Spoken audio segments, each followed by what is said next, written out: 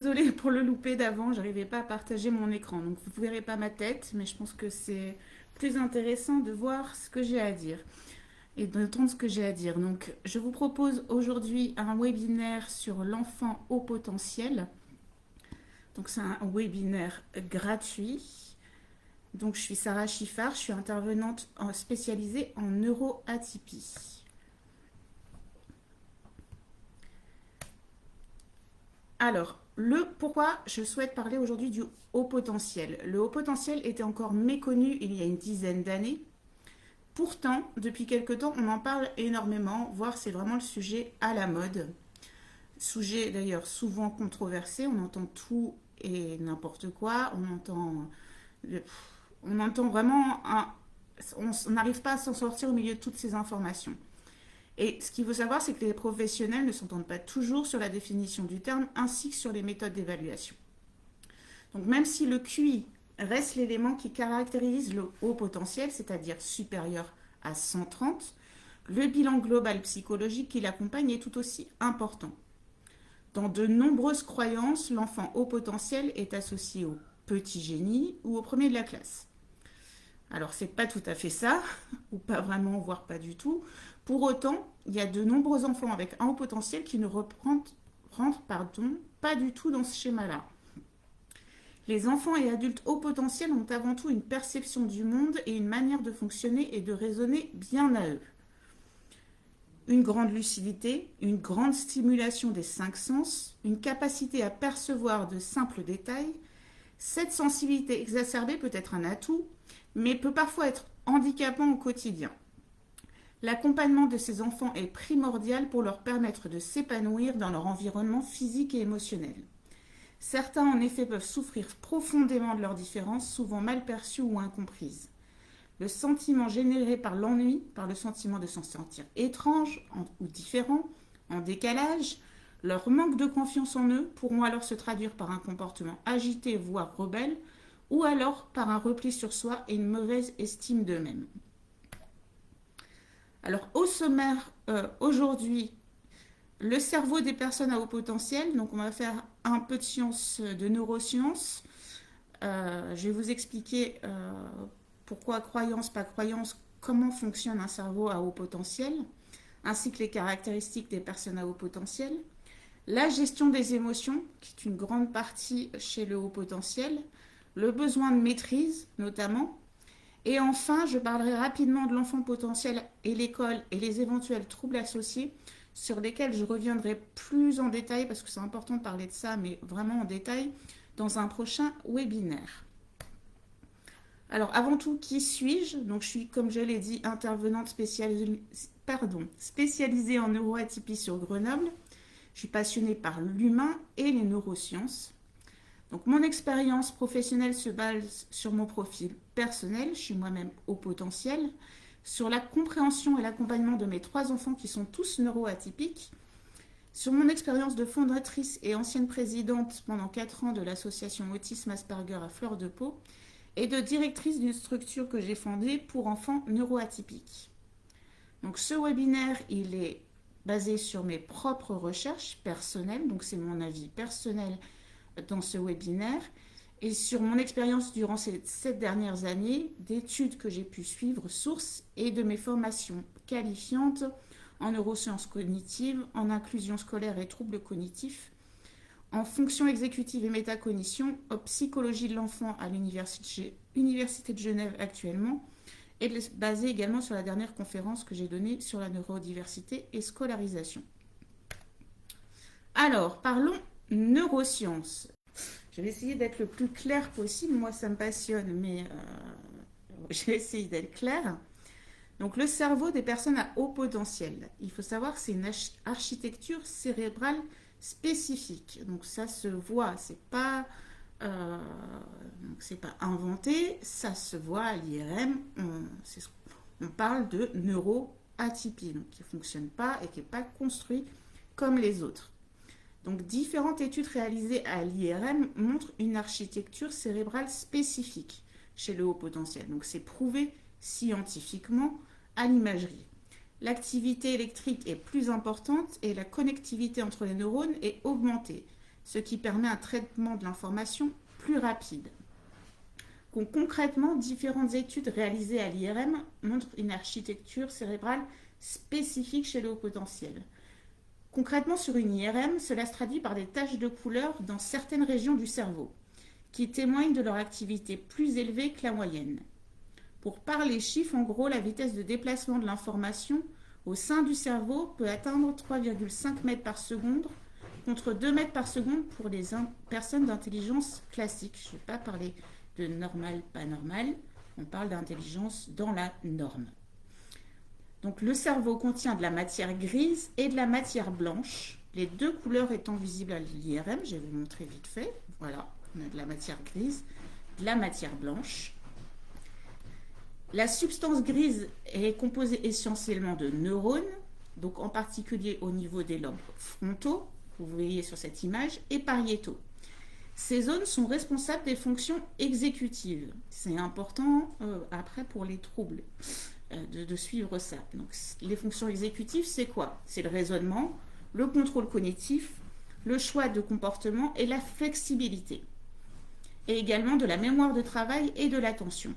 La substance blanche, elle, constituée d'un milliard de connexions entre les neurones, sorte de câbles qu'on appelle axones.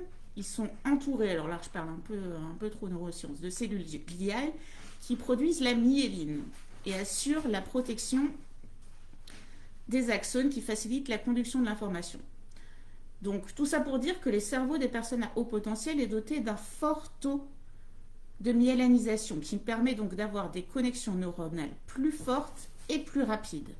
Et donc un traitement de l'information plus rapide.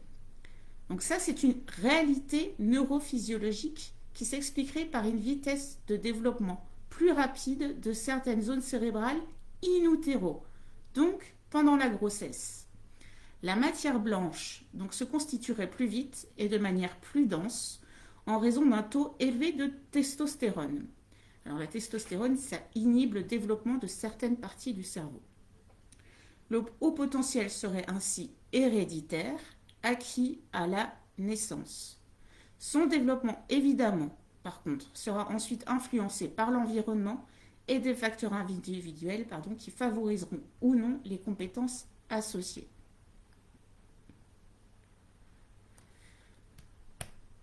Alors, j'espère que je n'ai pas été assez claire, j'étais assez claire dans mes explications. Donc voilà déjà un petit récapitulatif du cerveau qu'on voit assez régulièrement.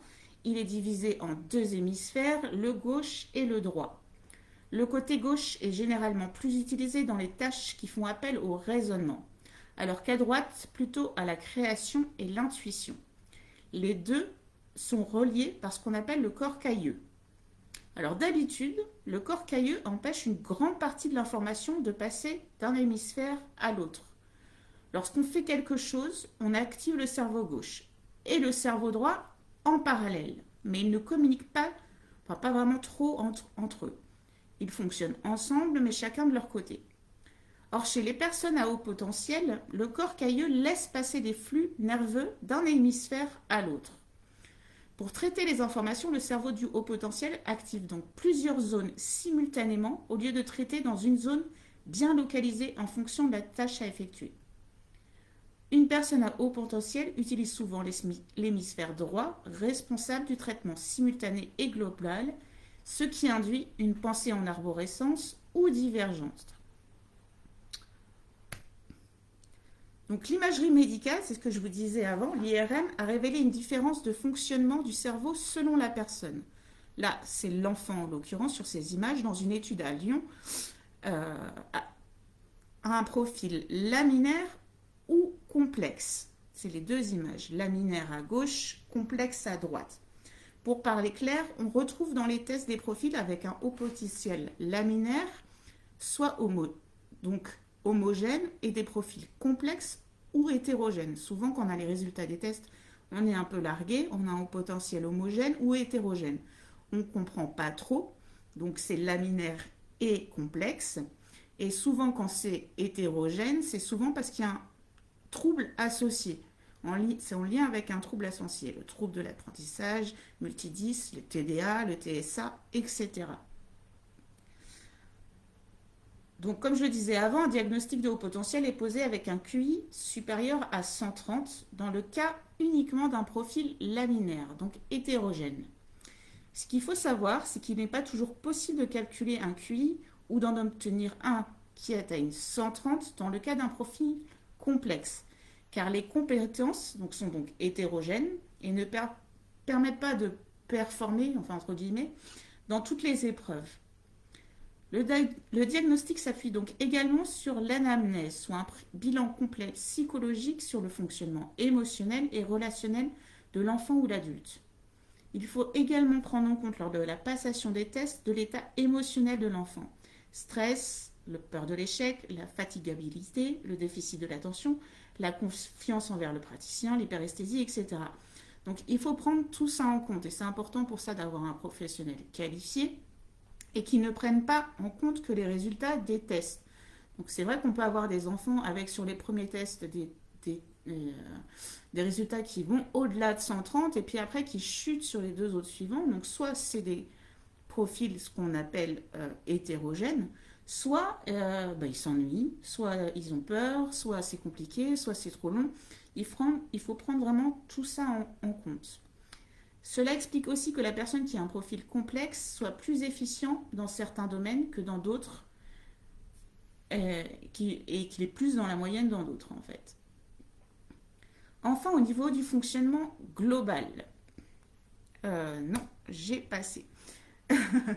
Il est important de souligner que toute personne HPI n'est pas obligatoirement un génie. Donc ça, je le disais au début, et c'est important parce que ça reste dans les mœurs, ça reste dans les croyances. Si je suis HPI, je suis un génie. Non. C'est un fonctionnement singulier, tant par sa manière de réfléchir, d'appréhender le monde, que dans ses relations avec son entourage.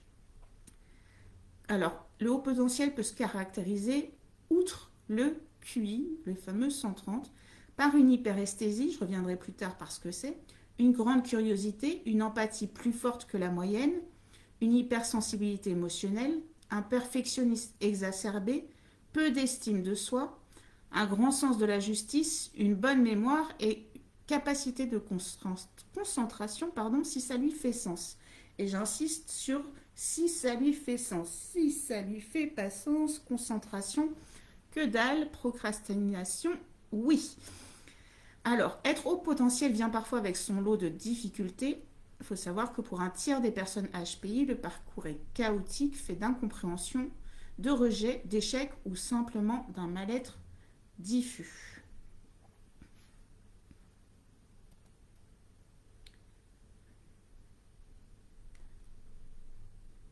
Enfin, au niveau du fonctionnement global, l'activité de repos est plus intense.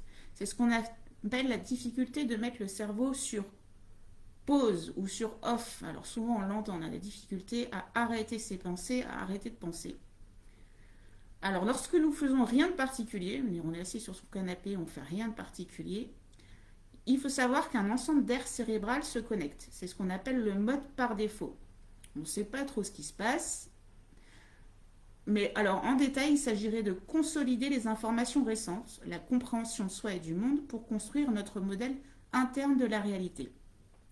L'activité du mode par défaut chez les hauts potentiels est plus importante. Et elle entraînerait des capacités de métacognition plus importantes. Alors, c'est quoi la métacognition ? La métacognition, c'est la pensée qui réfléchit sur elle-même. Cette pensée qui réfléchit est source de prise de conscience et de connaissance sur ses propres connaissances. Identifier nos erreurs, nos réussites, de comprendre l'origine. Les « et si » se multiplient, la pensée en arborescence tourne à vire-valure, l'anxiété qui va avec, la fatigabilité aussi. En gros, pour conclure, l'enfant ou l'adulte a un mode de pensée différent. Une pensée divergente ou en arborescence, donc qui part un peu dans tous les sens, contrairement à la pensée linéaire. Une perspicacité ou une maturité des réflexions. Un cerveau en ébullition permanente, incontrôlable et sans bouton pause. Enfin, il est dur à trouver, ce bouton pause, on peut le trouver, mais il est dur à trouver. Et il peut se manifester par différentes choses, comme j'en ai parlé avant, l'hyperesthésie, etc. Un grand sens de la justice et de l'équité. et une hypersensibilité plus forte que la moyenne. Donc, parlons émotion. Qui dit, donc tout ce que je vous ai raconté avant sur l'activité neuronale bien intense, elle ne joue pas que sur l'intellect. L'intelligence, elle est difficile à qualifier. Enfin, c'est difficile de qualifier l'intelligence. On parle aujourd'hui de plusieurs formes d'intelligence. Le WISC, le test, il permet d'identifier une certaine forme d'intelligence, mais pas toutes. Donc, ce qu'on a constaté, c'est que l'activité neuronale est beaucoup plus intense sur toutes les parties du cerveau. Pour les profils homogènes et chez les profils hétérogènes sur une partie du cerveau. Donc logiquement, qui dit plus d'activité neuronale dit plus d'intensité émotionnelle. Donc l'intelligence émotionnelle, elle n'est pas calculable comme le WISC, on ne peut pas mesurer quantitativement, on va dire, l'intelligence émotionnelle, mais elle est décrite comme ayant augmenté la théorie de l'esprit, augmentant l'empathie, la capacité de comprendre et d'anticiper ce qu'une autre personne vit et ou ressent. Donc les personnes haut potentiel sont souvent considérées comme ayant une capacité émotionnelle et une intelligence émotionnelle accrue. Il est courant que ces personnes décrivent et ressentent les choses de manière plus intense et plus profonde. Leurs émotions sont souvent exacerbées par rapport à l'intelligence moyenne. Je parle toujours d'intelligence moyenne. Donc pas normale, moyenne. J'insiste. Plusieurs comportements jugés de difficiles s'expliquent par cette hypersensibilité.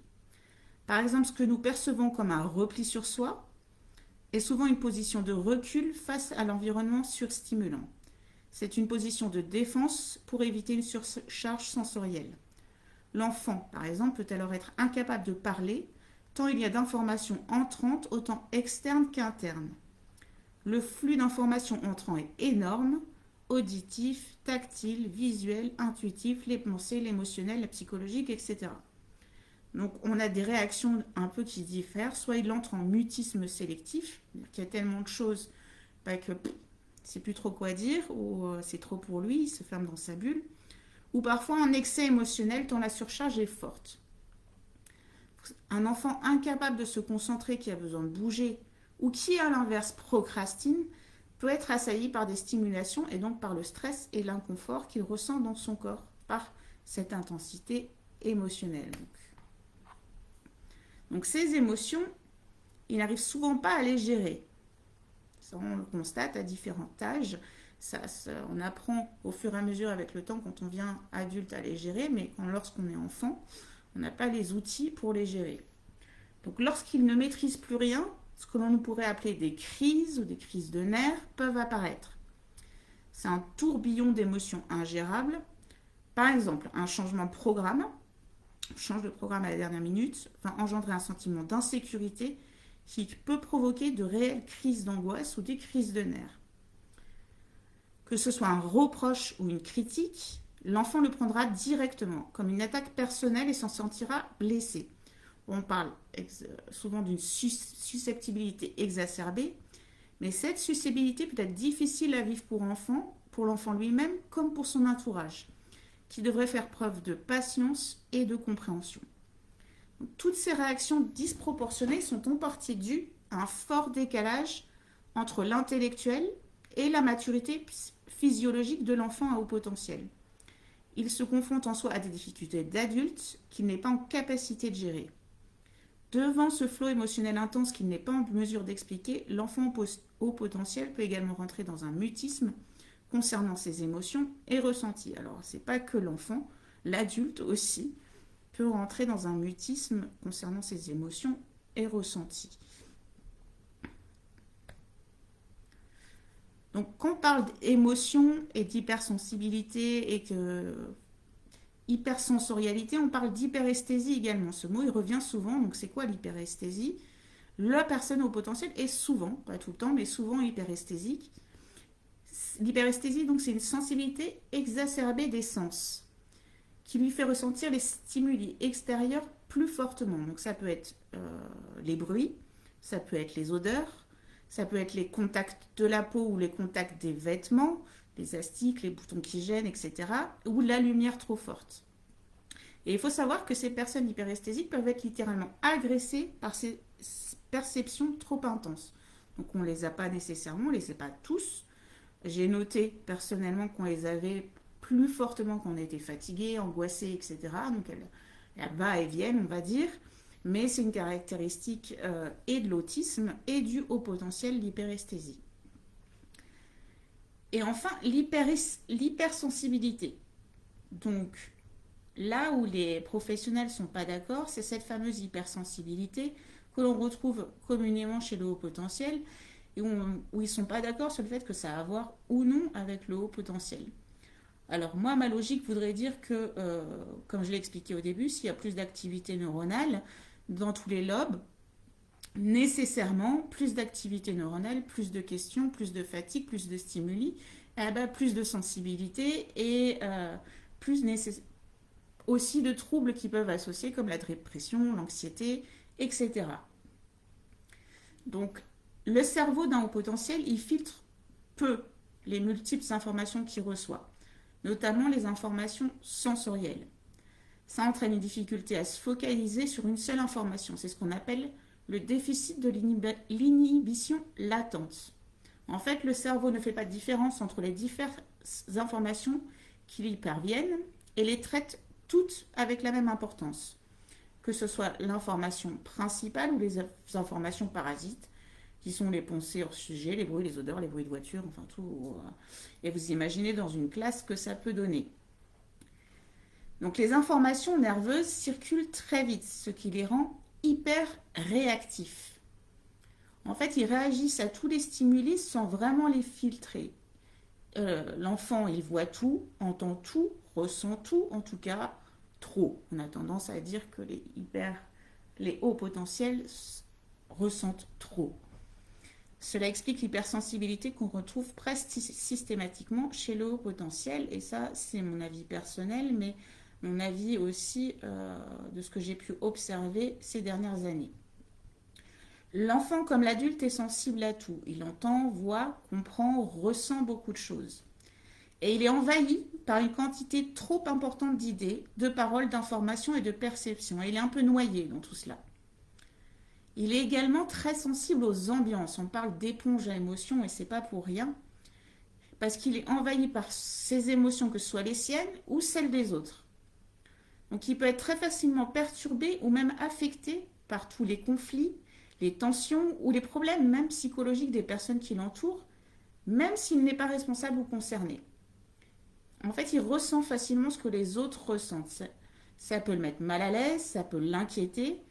Et cette capacité à se mettre à la place des autres et à imaginer ce qu'ils peuvent ressentir, jusqu'à même presque la ressentir, c'est de l'empathie. Une empathie très forte, plus forte que la moyenne.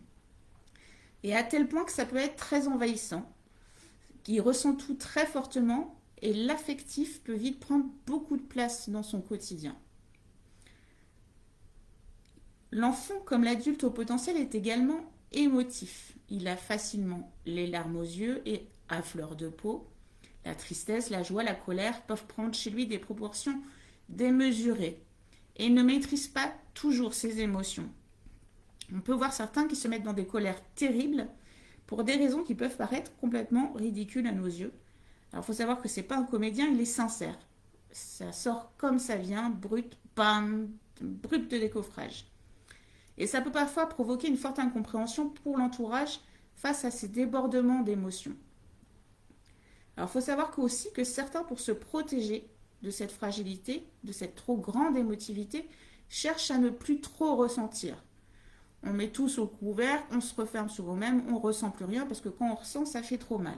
Ce n'est pas la solution parce qu'en général, quand on fait ça, ça pète. Le couvercle, il pète à un moment ou à un autre et x10 que si on l'avait sorti sur le moment même. Donc l'hypersensibilité va de pair avec un immense besoin d'être aimé. Et chaque remarque, chaque critique augmente chez le haut potentiel son manque de confiance et d'estime de lui-même. Donc tout ça, c'est pas du cinéma. Il pense vraiment dans ces moments-là qu'il ne vaut rien, qu'on ne l'aime pas. Il a besoin d'amour car il est anxieux. Il ne se sent pas en sécurité dans ce monde.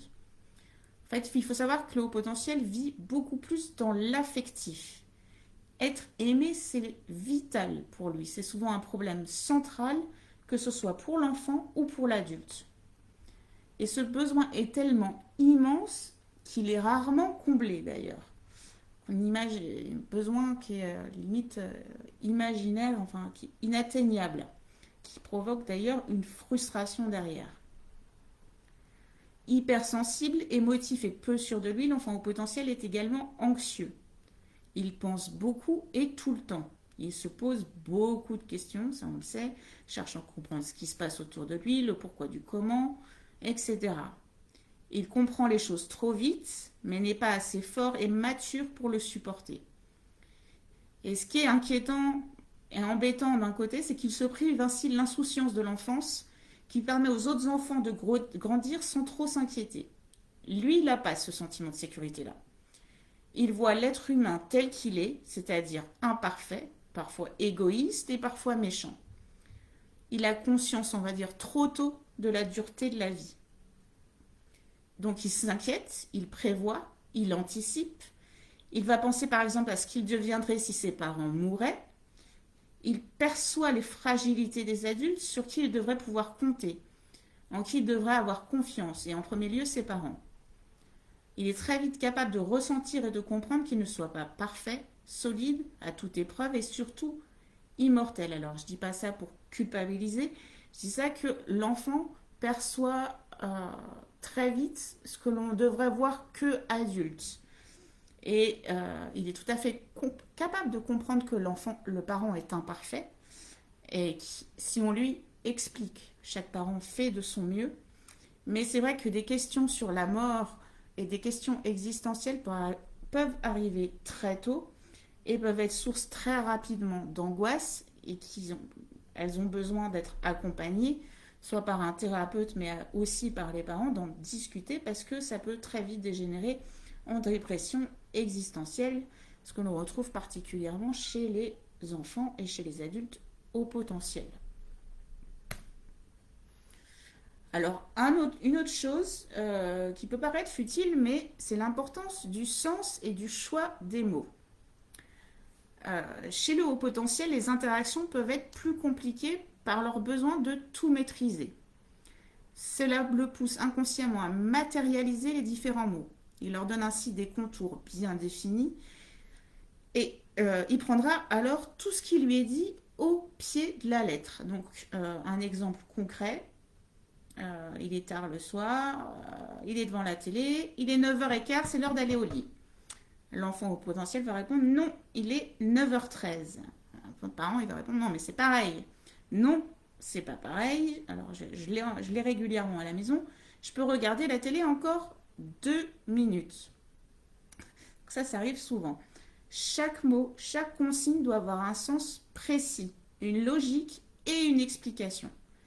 Cela évite ainsi les malentendus, les frustrations, des explications claires qui empêcheront surtout de trop réfléchir.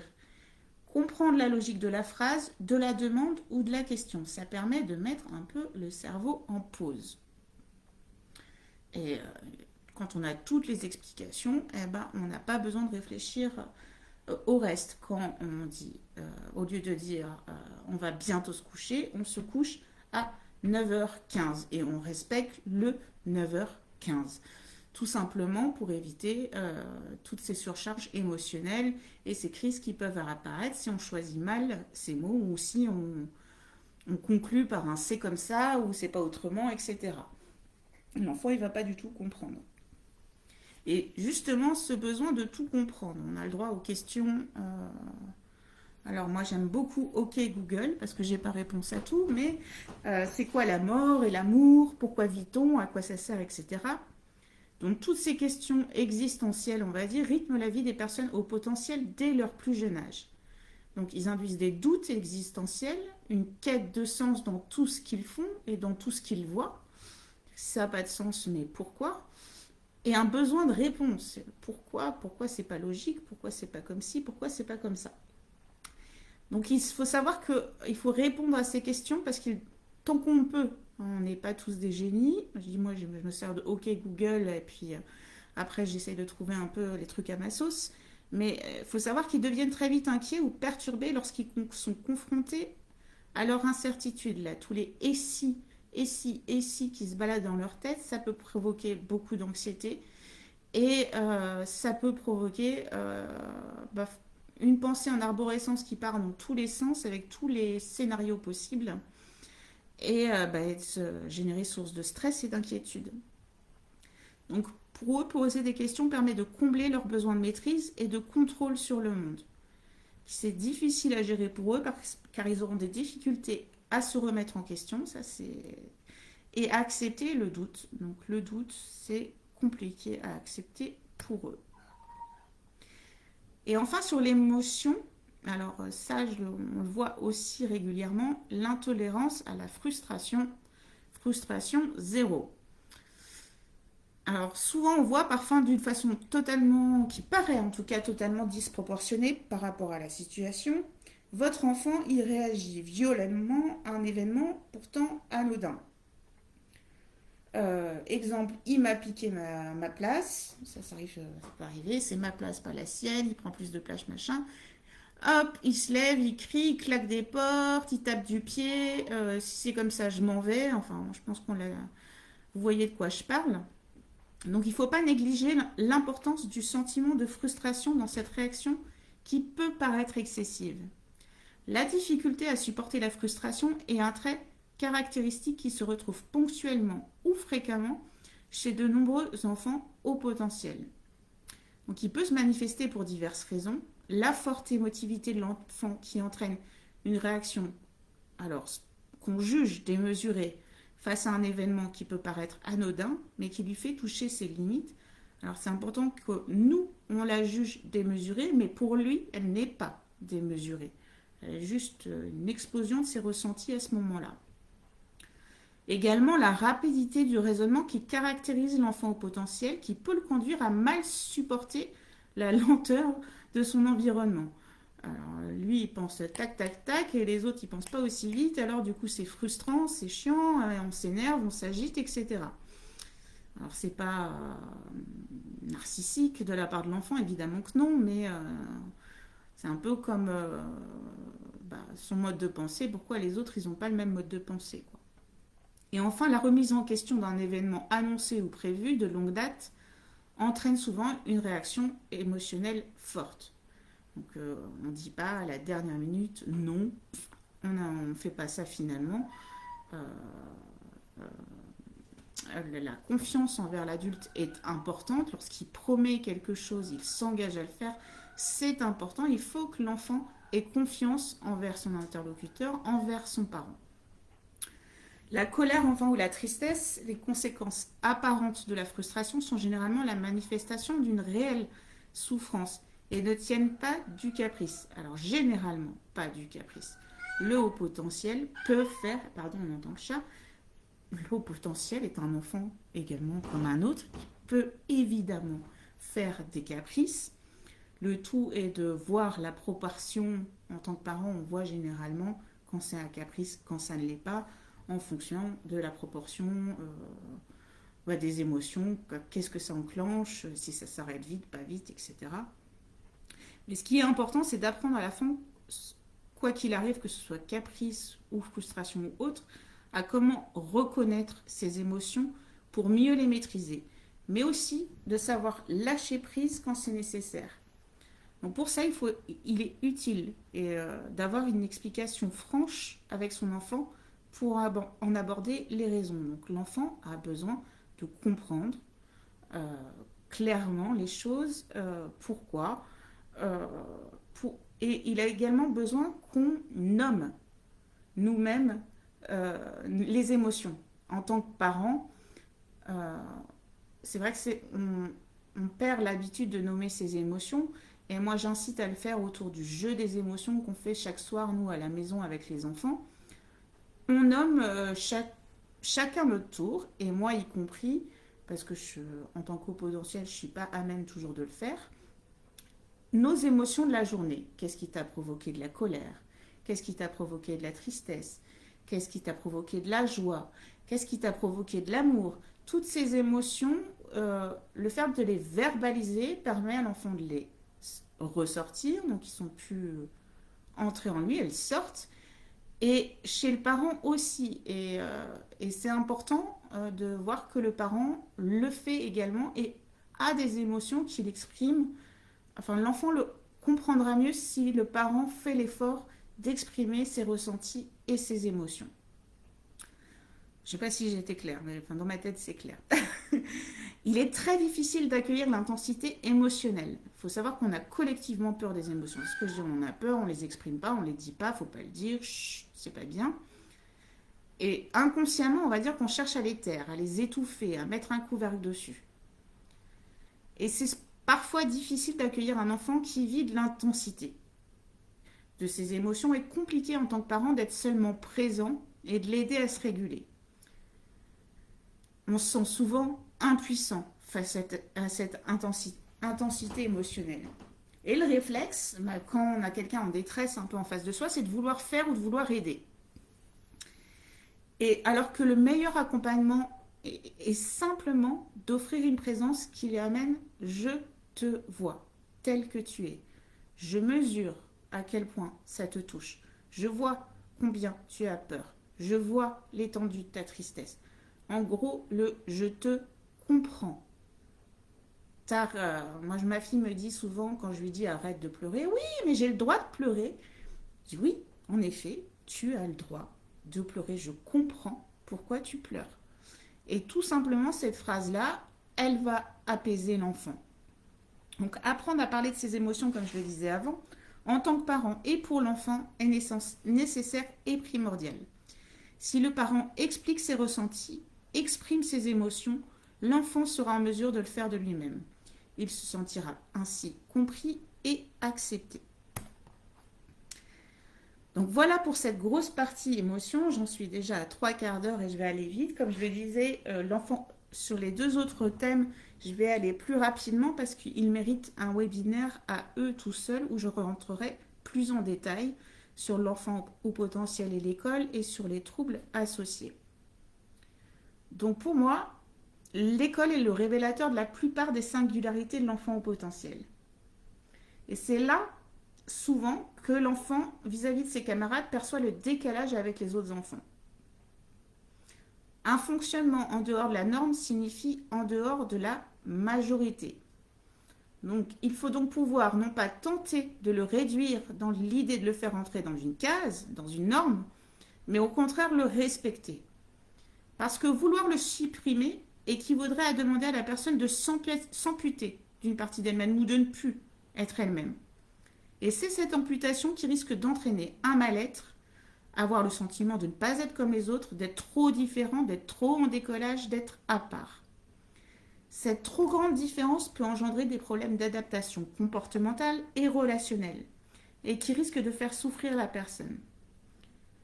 En effet, la personne perçoit ses propres difficultés d'intégration sociale, ce qui peut engendrer une altération de l'estime de soi. Le vécu décalage, lui, peut engendrer le sentiment de ne pas être légitime ou de ne pas avoir sa place. Et cela peut engendrer alors ou renforcer un sentiment de vide, de solitude, d'angoisse, voire peut s'installer un état dépressif. Un enfant se co-construit avec son environnement. Un des besoins affectifs fondamentaux semble être, selon moi, le besoin de reconnaissance. Et le mot reconnaissance est à entendre au sens de reconnaître comme légitime. Tu as le droit d'être comme tu es. Alors, difficulté scolaire et haut potentiel, un paradoxe. C'est vrai que souvent, l'idée de génie, petit génie, enfant haut potentiel, il réussit tout, c'est le petit génie, il a sauté 3 classes, il sait tout sur tout, un petit Einstein, blabla. Bon. Nos préconceptions et nos préjugés nous font croire qu'un enfant à haut potentiel excellera à l'école et s'y épanouira pleinement. Alors, pourquoi ? Parce que nous associons, les gens en général, associons la réussite à l'école principalement aux compétences intellectuelles, à l'intelligence. Or, les compétences logiques, de raisonnement, de compréhension ne représentent qu'une infime partie des compétences en jeu à l'école. Les habiletés sociales, les compétences relationnelles, La capacité à réguler et gérer ses émotions, la capacité à se contrôler et maîtriser ses comportements, la motivation, le désir d'apprendre sont clés pour trouver sa place au sein du groupe classe et investir sereinement et positivement l'école. Donc pourquoi l'enfant au potentiel peut se retrouver en difficulté à l'école? Donc, il peut y avoir plusieurs raisons. J'en ai listé quelques-unes et il y en a évidemment beaucoup d'autres. Alors l'ennui, les enfants réfléchissent rapidement et font spontanément de nombreux liens entre les connaissances nouvelles et antérieures. Cela leur permet souvent de mémoriser et de comprendre beaucoup plus vite que leurs camarades. Ainsi, nombre d'enfants précoces trouvent que le rythme des apprentissages à l'école n'est pas assez rapide. Ils s'ennuient.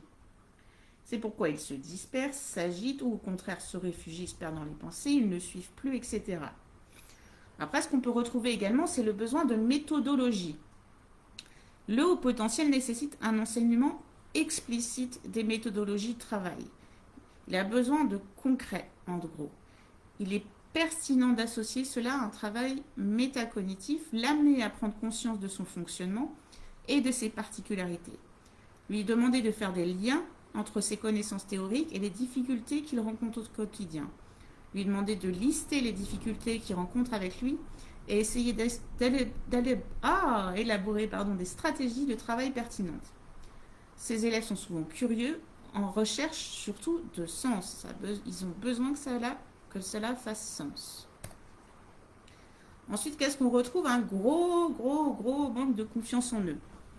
Certains enfants à haut potentiel ont tendance à se dévaloriser. Conscients de leur précocité, ils sont enclins à se montrer très exigeants avec eux-mêmes.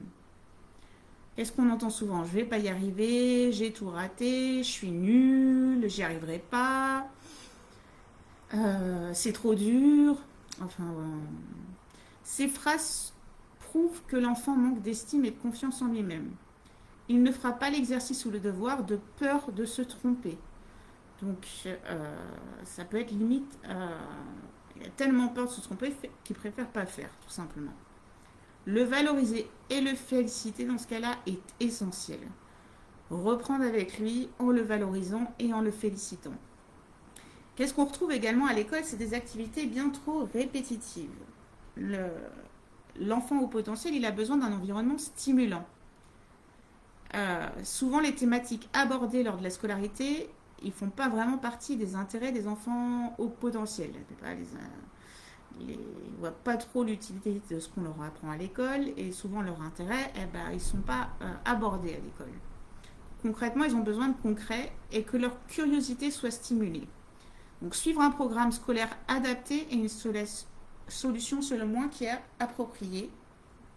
Savoir que dans sa vie familiale, les parents peuvent aussi satisfaire sa curiosité par le biais d'activités artistiques, extrascolaires, d'activités extrascolaires tout court, tout en pensant à ne pas trop charger l'enfant et en respectant son rythme, donc sa suractivité aussi, émotionnelle et cérébrale, et son besoin de calme et d'isolement. Le haut potentiel, pour moi, il nécessite un enseignement explicite des méthodologies de travail. Ça, je l'ai déjà dit. Et enfin, les éventuels, donc comme je vous l'ai dit, je reviendrai plus en détail sur le haut potentiel et l'école dans un prochain webinaire. Et enfin, les troubles éventuels associés. L'enfant à haut potentiel, il n'est pas exempt de troubles associés. Il peut présenter des particularités et des besoins spécifiques. Parfois, le haut potentiel intellectuel seul ne suffit pas à expliquer toutes les singularités observées chez un enfant. C'est pourquoi il est important de reconnaître et de prendre en charge les troubles associés au HPI. Parce qu'il peut y avoir des troubles associés au HPI. Ces troubles peuvent inclure des difficultés d'apprentissage, des problèmes d'attention, des troubles émotionnels et comportementaux. Dans certains cas, un enfant HPI peut également être concerné par les troubles 10, le TDAH, la régulation émotionnelle ou le TSA, le trouble du spectre autistique. Ce n'est pas parce que l'enfant présente un haut potentiel intellectuel qu'il ne présentera pas de troubles du neurodéveloppement. Un enfant peut donc être HPI et être gêné par une dyslexie, dysorthographie, une dysphasie, une dyscalculie, une dyspraxie, un trouble de l'attention et des fonctions exécutives. Si l'enfant surutilise ses ressources attentionnelles pour essayer d'accomplir les mêmes activités que ses camarades, malgré par exemple sa dyslexie, l'épuisement qui en résulte pourrait mimer un trouble de l'attention. Donc dès qu'un doute existe sur le domaine du développement, il est donc important de consulter un professionnel approprié et qualifié, donc qui sait, qui connaît le haut potentiel, qui connaît le TSA, qui connaît les troubles associés. Par exemple, si l'enfant se plaint que lire lui demande beaucoup d'énergie, il est pertinent de consulter un orthophoniste qui soit habitué à travailler avec des personnes HPI, car identifier une dyslexie chez ce type d'enfant est peut-être un travail de diagnostic parfois très complexe. Et j'arrive à la conclusion, j'ai presque fait 1 heure, je parle trop comme toujours. En conclusion, chez le haut potentiel, on revient dessus, le besoin de reconnaissance et donc le besoin d'être identifié au travers de ses besoins, de ses envies, de ses ressentis, de ses pensées comme légitimes. Ainsi, le regard de l'autre a une fonction de miroir qui renvoie à une légitimité à être, à exister. Cette reconnaissance permet l'attache, l'accroche, l'ancrage au monde, l'appartenance à un groupe. On n'est pas seul au monde, on appartient à un groupe. Parce que parfois, tout se passe comme si ces personnes-là n'avaient pas le même décodeur pour percevoir et comprendre le monde. Ainsi, si la personne se replie par moments dans sa bulle, même si elle ne peut pas le percevoir consciemment au départ, elle souffre de ne pas se sentir en adéquation avec le monde et de surcharge émotionnelle, de trop-plein ingérable. Ce repli sur soi-même est une défense, une protection, un ultime refuge, on va dire, à défaut de ne pas pouvoir communiquer avec un monde perçu parfois comme trop hostile, simplement car trop différent, ne comprend pas le monde dans lequel on vit. Donc aidez-le à développer son estime de soi, encouragez-le à exprimer ses sentiments, rassurez-le sur ses différences et félicitez-le pour ses succès. La clé avec les enfants précoces est de faire preuve de bienveillance, ainsi ils se sentent en confiance et rassurés. Et je finirai par montrer l'exemple. L'enfant apprend aussi en regardant ses parents. Merci à tous d'avoir suivi ce webinaire. D'autres suivront sur les troubles associés et sur l'école. Je vous remercie pour votre attention et je vous dis à bientôt.